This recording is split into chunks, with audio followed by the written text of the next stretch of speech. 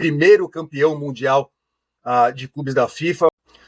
25 anos de um título que os nossos rivais se esforçam demais para diminuir.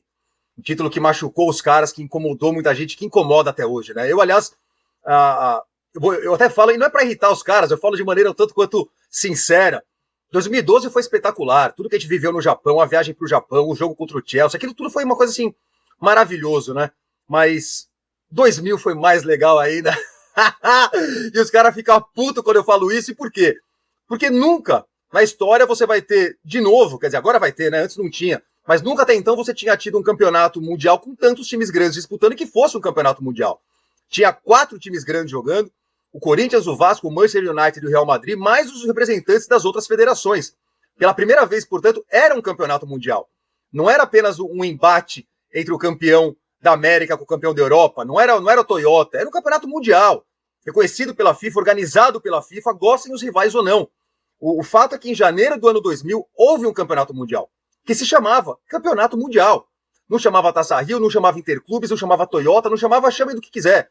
Se chamava Campeonato Mundial de Clubes da FIFA, cuja taça foi entregue ao capitão do time campeão pelo Blatter, então presidente da FIFA. Ou seja, não adianta os caras quererem falar não vale nada, não vale porra nenhuma, não vale para vocês que não ganharam. Para nós vale e valeu muito. E quanto mais o tempo passa, mais é reconhecido esse título do Corinthians, porque de fato foi um campeonato organizado pela FIFA, que contou com grandes times, com grandes jogadores, vários craques em campo, e o campeão, para desgosto de tanta gente, foi o Sport Clube Corinthians Paulista. Notem que a gente não precisa pedir para a FIFA reconhecer porra nenhuma. Né? A FIFA organizou.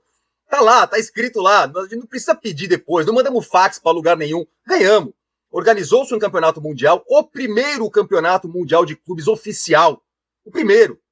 Não é que o Corinthians conquistou, não apenas, né? O Corinthians conquistou o seu primeiro título mundial. O mundo conheceu o seu primeiro campeão mundial oficial, organizado pela maior federação de futebol. Mas o fato é que os antes desmerecem, tentam desmerecer, sempre tentaram desmerecer. E por que eles fazem isso? Eles alegam que o Corinthians não tinha Libertadores, o que é verdade.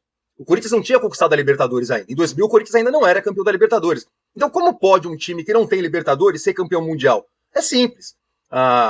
O Campeonato Mundial organizado pela FIFA já foi no Marrocos, já foi nos Emirados Árabes, já foi no Japão, foi em vários lugares. E como vocês sabem, é praxe, sempre foi assim, o país sede indica um representante. Sempre tem. Né? O Atlético Mineiro perdeu para o Raja Casablanca no Marrocos. O Raja Casablanca fez a final com o Bayern de Munique.